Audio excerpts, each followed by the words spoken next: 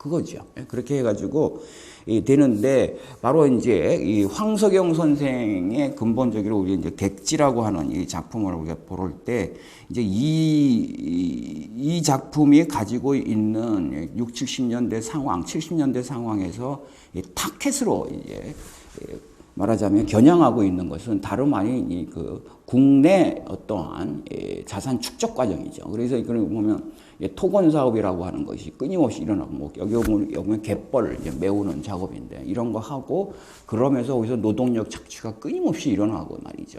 이러면서 여기서 이제 어떤 일들이 이제 벌어지게 되고 그러면서 이 노동의 어떠한 윤리 같은 것들이 어떻게 이제 찬탈되고 있고 그리고 노동을 하고 있는 노동 주체들의 근본적인 이제 그런 생존이나 아니면 인간의 어떤 그런 권위 이런 것들이 어떻게 이제 완전히 압살되고 있는가. 뭐 사실 이런 문제를 끊임없이 다뤄온 것이 황석영 선생이 70년대 했던 작업이고 이것만이 아니라 물론 이런 토건 사업이 아니라 사실 다른 작업도 도시 프롤레타리아들 문제도 많이 다루셨어요.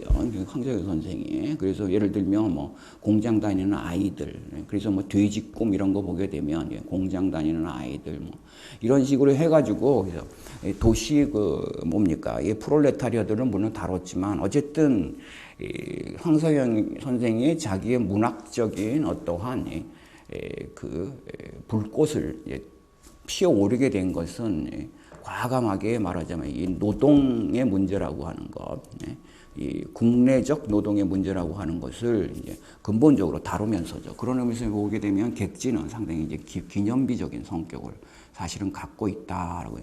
그래서 보통 지금까지도 뭐 객지에 대한 평가는 대체로 그런 식으로 이루어져 있잖아요. 그래서 노동문학이고 거기서 말하자면 어떤 노동 현장에서 벌어지고 있는 어떠한 말하자면 뭡니까 그 자본주의적 착취 이런 것들을 이제 드러내고 있고 그 문제와 더불어서 뭐 뚜렷하게 얘기는 하지 않지만 뭐 인권 문제까지도 노동자의 인권이라고 하는 것 이런 문제도 다루어지고 있고 또 이제 그걸 통해 가지고 말하자면 이제 소위 노동 계급들이 이제 각성에 나가고 있는 어떤 과정들 뭐 이런 것들을 이제 다루었다라는 점에서 황석영 선생의 문학적 입지는 바로 이 노동 현장과 그리고 아무도 사실 그때 정확하게 진단하지 않고 그리고 무엇입니까 부분적으로만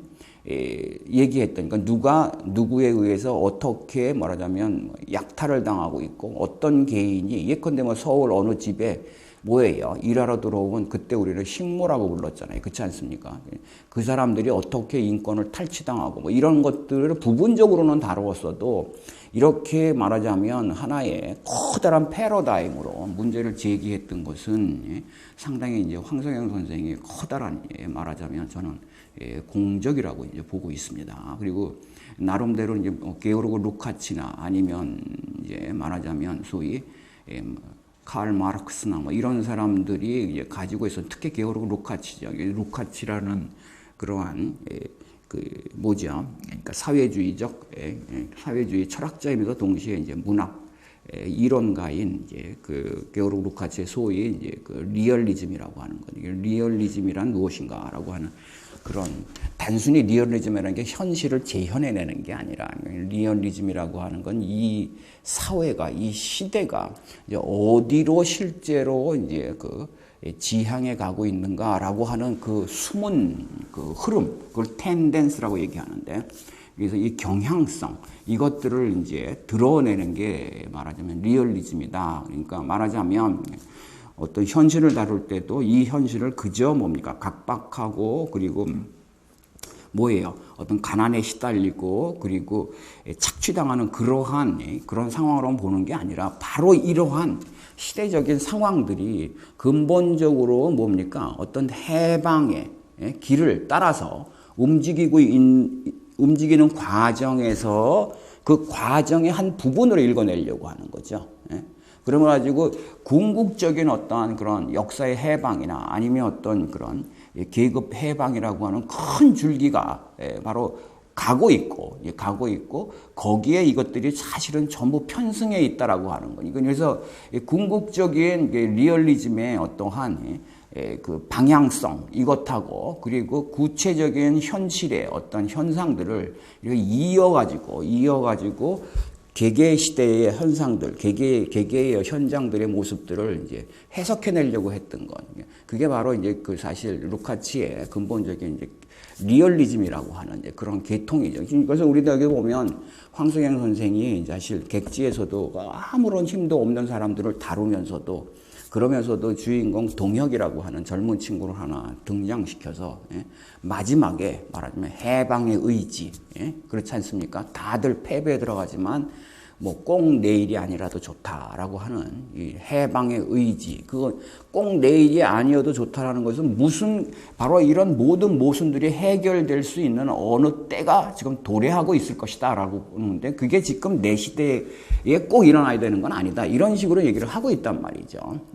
그래서 그런 이제 말하자면 리얼리즘적 태도, 이것이 이제 황석영 선생의 근본적인 그 이전에 있었던 굉장히 개별적이고 현상적인 그런 현실 뭡니까 진단하고는 좀 성격이 다른 그런 식으로 진행되었다라는 걸 우리가 일찍이 이제 생각해 볼 필요가 있습니다. 그리고 또 하나 이제 우리 여기서 바로 이제 얘기되고 있는 것은 이 객지라고 하는 작품에서 바로 여기 뭐 때로는 날품팔이라고도 이제 얘기가 되고 또는 불황자 말하자면 노동자, 불황 노동자, 떠다니고 있는 불황 노동자 이렇게도 얘기되지만 저 같은 경우는 이제 뭐 유목적 노동자다. 그래. 물론 날품팔이나 뭐 떠돌아다니면서 그때 여기저기서 일감 찾아가지고 일을 하면서 먹고 사는 그런 떠돌이 노동자들은 근본적으로 무엇입니까? 항상 있어 왔어요. 그렇지 않습니까? 그래서 예를 들면 뭐 그들이 뭐 어떤 집단에 속해 있는 것도 아니고 그리고 어떠한 뭐 계급에 속하는 계급의식이 있는 것도 아니고 그냥 하루살이죠. 그래서 예를 들면 옛날에 그런 사람들 되게 많았잖아요. 뭐 굴뚝 치는 사람들이라든지 그렇지 않습니까? 아니면은 이러저러한 어떠한 재주를 하나 미장이든 뭐든 이런 걸 하나 배워가지고 페인트든 그런 걸 배워가지고 그때 필요하면 가서 일해주고 이제 품팔이하고 이제 뭡니까 생활비를 벌어들이는 이런 사람들이 개별적으로 이미 다 있었지만 그렇지만 이제 이 황석영의 객지에서는 이게 근본적으로 어떤 하나의 집단화를 이루는 것이고 그리고 이것이 근본적인 하나의 노동 현상이 되는 거죠. 그래서 여기 보게 되면 이제 동혁이가 뭐 그런 얘기를 하잖아요. 우리도 말하자면 이제 조직을 만들어야 돼. 이렇게 이제 얘기하는데 그 당시에 사실 노동 계급들을 보게 되면 말이죠. 여러 가지가 있습니다. 소위 그 중산층들이 사회 부나 아니면 지위들을 전부 이제 가져가고 있는 상황에서 계속 몰락하고 있으면서 주변부로 밀려나는 그러한 사람들을 우리는 여러 가지 볼 수 있죠. 당연히 무엇입니까? 그 당시에 도시 주변부에서 재봉을 하거나 봉제를 하거나 아니면 이런 도시 프롤레타리아들 말이죠. 이 사람들도 당연스럽게 뭐예요? 바로 이제 피착취 계급이잖아요. 그렇지 않습니까? 이런 사람들이 있었고 또 뭐 정근대적이긴 하지만 그래도 뭡니까? 아직까지 무너지지 않은 채로 나름대로 경제적 영토를 장악하고 있었던 그런 계급이 있다면 이게 농민 계급이에요. 농촌. 지금은 농촌이 그때에 비하면 완전히 망가졌다고 볼 수 있겠지만 그렇지만 그때는 바로 농촌이라고 하는 우리의 농경 문화 아니면 농경 그런 자본이라고 하는 게 그래도 말입니다. 그래도 있었다라는 거죠. 그래서 여기도 보게 되면 이제 일감 따려고 농민들이 이제 말하자면 일 없는 시절에는 이제 노동도 하고 뭐 이런 것들을 이제 보잖아요. 그래서 이런 두 계급이 있습니다. 그래서 근데 이것과 더불어서 우리는 볼 수 있는 것은 여기 이제 날품팔이다 뭐 이래가지고 돌아다니고 있는 소위 이제 불황 노동자라고 하는 그게 주제가 되고 있는 거 아닙니까? 말씀드린 것처럼 이 불황 노동자는 일찍이 개별적으로는 있었고 그렇지만 이게 근본적인 어떤 노동 현상 그리고 어떤 노동 근본적인 뭐라고 그럴까요? 성격을 그 시대적으로 갖기 시작하는 게 큰 이제 하나의 변화라고 볼 수 있죠. 그래서 근데 이들은 근본적으로 농경 계급이든 아니면 근본적으로 무엇입니까? 이런 그 주변부 도시 프롤레타리아들 거의 비슷하게 다 착취당하고 뭐 이러는 그런 가난이라고 하는 문제를 다 같이 벗어나고 있지는 못하지만 그렇지만 큰 차이가 있다. 그래서 우리는 황석영 선생의 이제 문학을 특히 노동 이제 그쪽에서 찾아보게 되면 늘 이렇게 가끔씩 나오고 있는, 그러나 제가 읽기로는 그게 바로 테마인 그런 말이 있습니다. 그게 뭡니까? 정처라고 하는 거예요. 정처라고 하는 단어. 근데 산포 가는 길에도 바로 그 단어가 나오고, 이 객지에도 말하자면 이 사람들이 근본적으로 고향상실이죠. 그렇지 않습니까? 근데 고향상실뿐만 아니라 이들은 어디에 가서 거주권 자체를 안 갖고 있는 사람, 못 갖고 있는 사람. 근데 이제 사람이라고 하는 게 정처라고 하는 것이 말하자면 내가 머무를 곳이고, 예? 그래서 인간의 어떤 삶이라고 하는 것은 이 공간과 함께 존재하는 것인데 그렇지 않습니까? 거주 공간. 예? 이게 어떤 근본적으로 보면 집 없이는 살 수 없는 것. 예? 그건 마찬가지인데 그러나 여기 정처라고 하는 것은 물론 그런 의미에서의 거주 공간이기도 하지만 뭐예요? 인적 관계를 말하기도 하고 그렇지 않습니까? 예? 거기서 같이 말하자면 관계를 맺고 있는 사람들, 그들도 있고, 예? 그렇지 않아요? 그리고 어떠한 자신의 어떠한 뭡니까? 계보, 계보라고 할 수 있는 자신의 어떤 상속 관계, 이런 것들도 있으면서 사실 이런 게 뭐 마을 공동체라든지 뭐 그런 게 옛날에 있었단 말입니다. 그래서 거기가 이제 정처죠. 정처. 그러한 데서 무엇입니까? 내가 누구인가가 말하자면 이제 성립되는 거예요. 말하자면. 그래서 내가 누구인가라고 하는 것은 내 주변의 상황에 의해서 내가 누구라고 하는 것이 되는 거예요. 나는 누구 아들이고, 그렇지 않습니까? 이렇게 되는 거고, 나는 또 뭡니까? 어떤 뭐 성취를 가지고 있고, 또 나는 어디서 태어났고, 그렇잖아요? 그렇고 하고. 그 태어난 거기에서 말하자면은 그게 어떤 인적 관계라고 하는 것이 만들어져 가지고 뭐 친구 관계라든지 뭐 이런 것들도 형성이 되고 더구나 나아가게 되면 바로 무엇입니까? 그 마을이 가지고 있는 어떠한 그 특수한 문화나 아니면 특수한 근본적인 뭐라고 그래요? 어떤 일상이라고 하는 것이 이 사람의 삶에 같이 이제 포함되면서 그러면서 이게 만들어지고 있는 게 나는 이런 존재다. 그래서 나는 이런 존재다. 이렇게 만들어지는 것인데 그래서 이제 근본적으로 60, 70년대에 와서 이 뭡니까? 정처라고 부르고 있는 거, 고향이라고 하는 것이 상실되는 거죠. 왜냐하면 돈이라고 하는 것이 자본주의가 모든 것을 돈으로 바꾸는, 옛날에는 돈이 없어도 그래도 뭐 예컨대 풀이라도 뜯어먹고 뭐 이런 것들이 가능했는데 어느 때 가보면 이것도 불가능해지죠. 왜냐하면 이 풀밭은 내 거야 막 이렇게 된단 말이에요. 그렇지 않습니까? 그래서 돈 내고 뜯어가 뭐 이렇게 되는 식으로 점점 화폐라고 하는 것이 과거에는 화폐 없이 통용될 수 있었던 어떤 영역들을 아주 뭡니까? 점점이 이제 점령을 해가지고 이게 근본적으로 자본주의 확산이에요. 그래서 지금 보게 되면 우리가 돈 없이 할 수 있는 일이 하나도 없어요. 옛날에는 근본적으로 있었어요. 옛날에는. 그래서 이제 정말 과거에는 돈이 없고 막 이렇게 살아도 그야말로 그 사람이 뭐예요? 어떤 그 당시에 어떤 그런 사람에 대한 그런 이해라든지 아니면 어떤 생명에 대한 어떤 동질성이라든지 아니면 뭐 우리들의 근본적인 어떤 정서의 어떠한 그 연대성이라든지 뭐 이런 걸 통해 가지고 뭐 동네 거지들이 많고 뭐 얻어먹으러 다니는 사람들이 많았지만 그 사람들은 그런 데로 또 살았단 말이에요. 살았습니다. 그렇지 않습니까? 근데 요즘은 안 되는 거 아시죠? 그렇지 않습니까? 요즘은 안 돼. 요즘은 근본적으로 뭡니까? 돈 없으면 진짜 죽어요. 어디 가서 비빌 데가 없다는 거 아시잖아. 그렇지 않습니까? 단돈 100원, 1000원이 없어도 결국 죽어요. 제가 볼 때는. 이게 자본주의예요.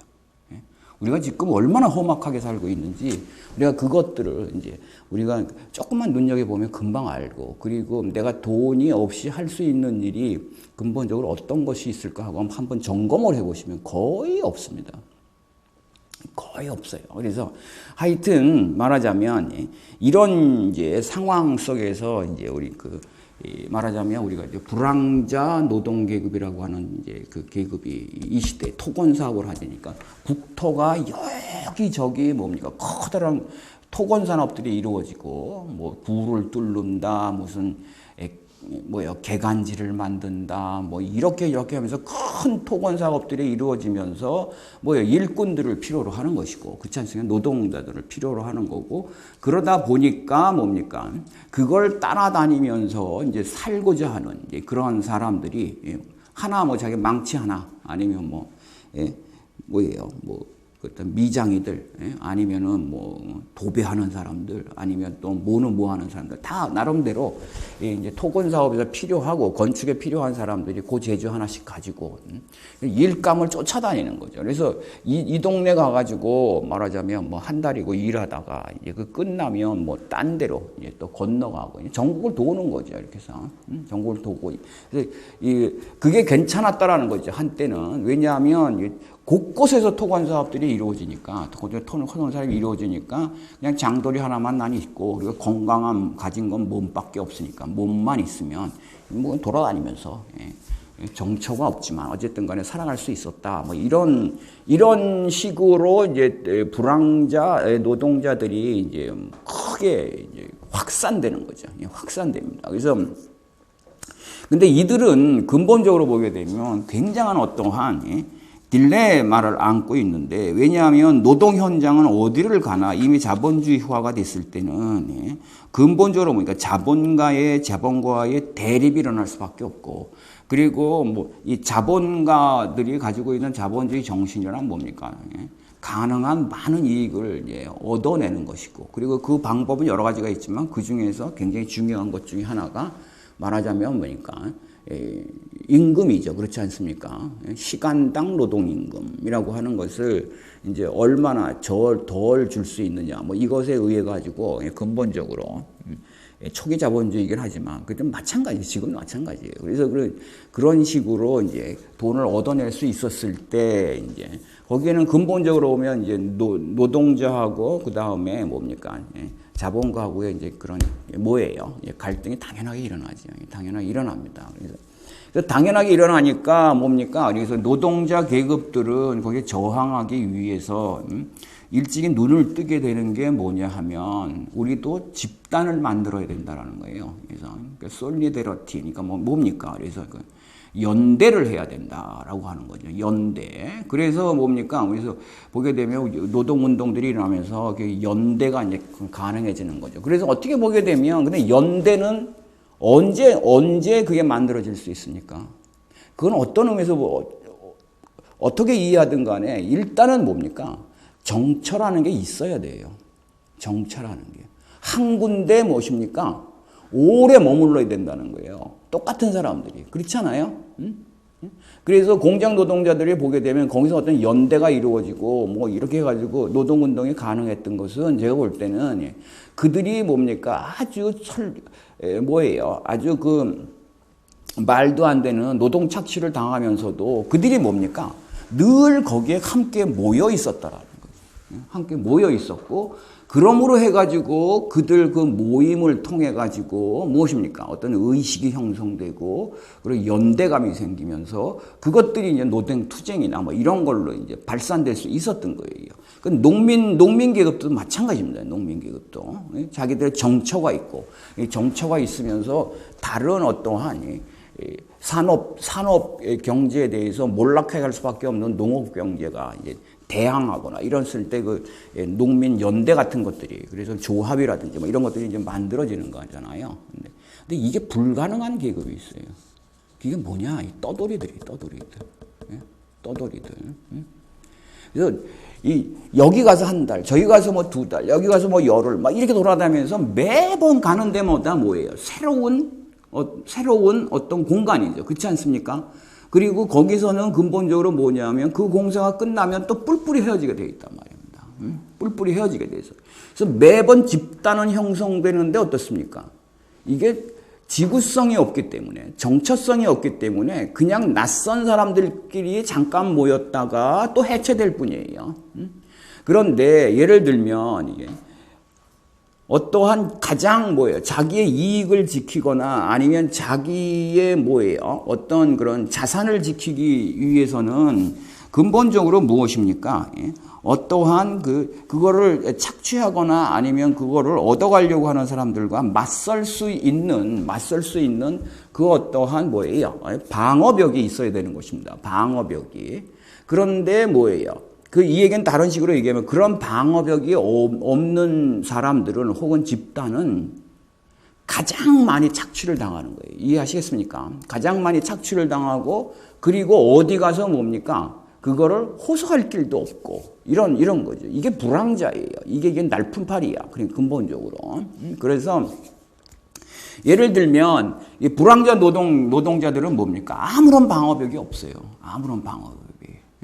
그러니까 이 당 70년대에 여러 가지로 노동 착취가 일어나지만 그렇지만 가장 뭐예요? 가장 극심하게 노동 착취가 일어났던 그런 어떠한 그런 영역이 어디냐? 이 불황자 노동 계급이라는 거예요. 근데 어떤 연대라도 돼 있고 그러면 그걸 자기들이 뭡니까? 대항을 하거나 성과가 어떻게 되는 거냐? 대항을 하거나 그런 식으로 자기의 뭡니까? 어떤 자산이나 아니면 자신의 뭡니까? 권리를 지켜낼 수 있는 가능성이 있지만 이들에게는 없어요.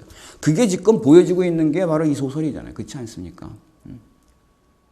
이들이 어떻게 뭡니까? 말하자면 뭐죠? 계급이 쭉 있죠. 보게 되면 자 여기는 회사가 있죠. 그렇지 않습니까? 회사가 있습니다. 뭐 현대건설이든 뭐든 회사가 있고 이들은 근본적으로 뭡니까? 어떤 이제 토건 사업을 벌이는데 그래서 마지막에는 이제 말하자면 임금 노동자가 있잖아요. 불황자 노동자들이 있잖아요. 근데 이들하고 뭡니까? 직접 관계를 안 갖는다라는 거예요. 직접 관계. 지금도 마찬가지잖아요. 지금도 용역회사 이런 거 해가지고 기업들이 뭡니까? 다 그쪽에 맡겨버리고 그렇잖아요. 그리고는 무슨 문제가 생기면 우리하고는 상관없다. 뭐 이런 식으로 해버린단 말이에요. 똑같은 거예요. 여기에 이제 말하자면 착취 구조가 이제 생기게 되는 거 아시잖아요. 그래서 여기에 무슨 예를 들면 회사하고 그 다음에 여기 노동자 어떤 집단들이 있으면 조를 짜면 이제 조장이라는 사람이 이제 있게 되고 그리고 이제 이 조장이라는 이 사람이 바로 이 노동자들과 이제 관계 갖고 또 회사에서 이 사람들하고 얘기하는 게 아니라 근본적으로 이제 조장이라는 사람하고 관련을 가지면서 조장과 회사 사이를 또 이어주고 있는 어떤 또 뭐 감독이라는 사람들이 생겨나고 그렇지 않습니까? 이렇게 되고 또 이렇게 이제 되면서 어떻게 되는 겁니까? 이런 식이죠. 이게 가장 나오고 있는 그분들 조심해서 보셔야 되는데 예컨대 회사는 노동자에게 뭐 하루 임금으로 예컨대 뭐 5만 원을 주기로 했다. 이건 이렇게 착취돼 있는 거예요. 근데 그런데 그러니까 이 노동자들은 사실은 5만 원을 받기로 돼 있는 건데 나중에 오게 되면 4만 원밖에는 못 받게 돼 있다라고 얘기해요. 이 만 원이 어디로 갔냐? 만 원이라고 하는 건 여기서 이제 없어지는 거죠. 그렇지 않습니까? 여기서 없어지는 거죠. 이러면서 이들이 뭐 띄어먹고 또 저놈이 띄어먹고 근데 그것도 아주 뭐예요? 교묘한 방식으로 띄어먹죠. 무엇입니까? 여기 한밭집이라는 게 있다. 근데 한밭집 아시잖아요. 그쵸? 뭐 살아가려면 먹어야 될 거 아니에요. 그렇지 않습니까? 식사를 해야 될 거 아니야. 근데 이제 이 한밭집 주인이 한밭집은 누가 경영하냐? 예를 들면 뭐 감독이나 이런 사람들이 이게 경영을 한단 말이에요. 근데 또 하나는 뭐냐면 회사에서는 하루하루 돈을 주는 게 아니다 말입니다. 하루하루 돈을 주지 않아요. 뭐 보름에 한 번, 뭐 열흘에 한 번 이런 식으로 돈을 주는 거죠. 돈을 주는데 그러니까 이들은 뭡니까? 돈이 없잖아요. 그렇지 않습니까? 갖고 있는 돈이 없잖아요. 그럼 없는 동안 돈이 생기려면 일주일이고 열흘을 기다려야 될 거 아니에요. 그동안 굶어요? 굶냐고요. 굶을 수가 없어. 그러니까 뭐예요? 밥을 사 먹어야 돼. 밥을 사 먹으니까 어떻게 되냐면 회사에서 주는 게 있습니다. 어음이죠, 어음. 그렇죠.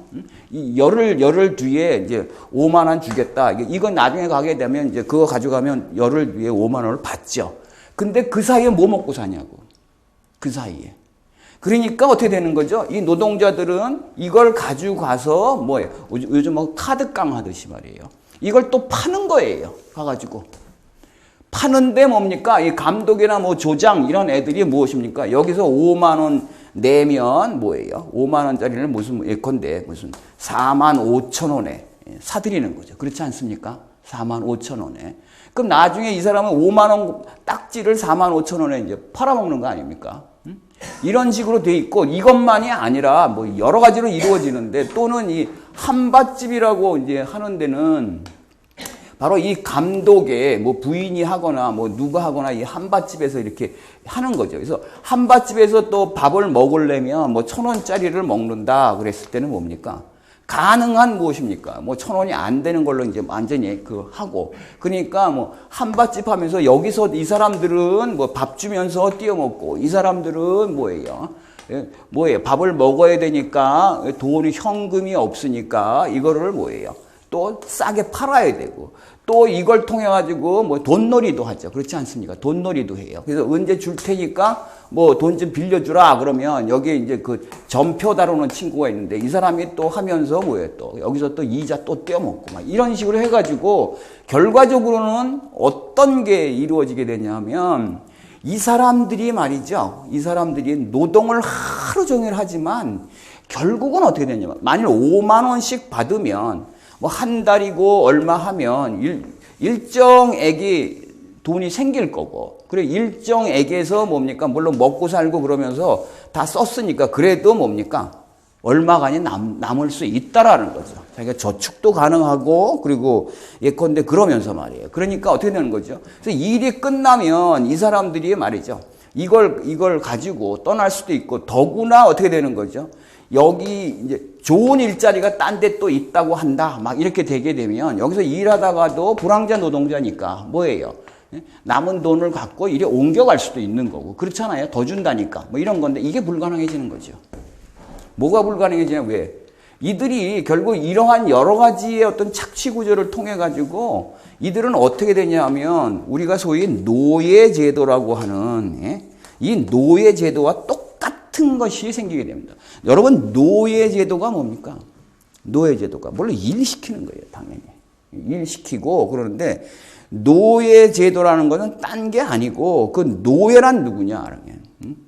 노예는 일하는 거예요. 일하는 사람인데 일할 때 무엇입니까? 그러나 그 일을 해가지고 그 사람이 누릴 수 있는 그런 뭐예요? 혜택이나 가능성이 어디에서 어디까지입니까? 노예는 일을 하고 얻어들이는 것은 하루 먹이예요. 이해하시겠죠? 왜냐면 밥을 주잖아요. 그렇지 않습니까? 예? 밥을 줘. 어쨌든 하루 노동을 하게 되면 노예주가 돈이라는 게 밥을 줄 거 아니에요. 근데 이 사람들이 밥을 먹고 뭐예요? 또 노동을 하게 되면 그게 또 밥으로 돌아오고 이게 뭐예요? 그러니까 노동과 밥이라고 하는 것이 일치되는 거예요. 먹는 게. 그 외에는 없어요. 아무것도. 그 외에는 아무것도 없어요. 그러니까 이게 뭡니까? 근본적으로 보게 되면 인간의 원초적인 어떠한 그 존재 상황, 그 존재 조건 이것을 뭐예요? 어떤 자본이나 아니면 어떤 계급이 장악하고 있는 거죠. 먹어야 살고 살려면 뭐예요? 근데 먹어야 되는데 먹으려면 노동을 해야 되고 이렇게 되는 거죠. 근데 만일 이런 식으로 내가 나름대로 계획을 세워서 하루에 뭐 10,000원 주면 그래도 내가 먹는 거 난 그럼 5,000원만 먹고 5,000원 먹고 5,000원은 모을 거다. 막 이렇게 되게 되면 자기 뭐예요? 자본이 어떤 식으로든지 뭐예요? 구성이 된단 말입니다. 근데 여기서는 그것이 안 되도록 돼 있죠. 왜냐하면 전표로 바꿔가지고 카드 깡하고 이 전표 깡에서 먹고 이걸 가지고 일주일을 살면 뭡니까? 딱 맞도록 돼 있단 말이에요. 딱 맞도록 돼 있는 거예요. 그러니까 뭐예요? 그러니까 5만 원에서 예컨대 4만 원을 궁극적으로 갖게 되면 이 4만 원이 무엇을 할 수 있는 양이냐? 그러니까 그날 일하고 밥 먹고, 그날 일하고 밥 먹고, 그거 하고 나면 뭡니까? 돈이 없다 이거죠. 돈이 없다. 그러면 다음 날 또 어떻게 해야 돼요? 그 조건에서 또 해야 되는 거예요. 다음 날 또 어떻게 돼요? 그 조건에서 또 하는 거예요. 궁극적으로 보게 되면 노동이 그냥 뭐예요? 살아남기 위한 그런 걸로 일치되어 버리는 거예요. 노동과 삶 사이에 뭔가 만들어질 수 있는, 우리가 그걸 여러 가지로 얘기할 수 있습니다. 바로 그게 무슨 자산일 수도 있고, 또는 뭐 자산을 떠난 권리일 수도 있고, 또는 인권일 수도 있고, 뭐고 이런 것들이 있는데 그것들이 전부 없어지는 거예요. 이렇게 되면서 사실은 이게 완전 노예제도죠. 그러면 이렇게 되게 되면 뭡니까? 이 사람들이 뭡니까? 장소 이동을 할 수 없게 돼버려요. 장소 이동을. 어떻게 되죠? 이렇게 하면서 돈이 또 모자라면 돈을 빌려 쓴단 말입니다. 그러니까 소위 빚이라고 하는 게 또 다들 얼마씩 있다.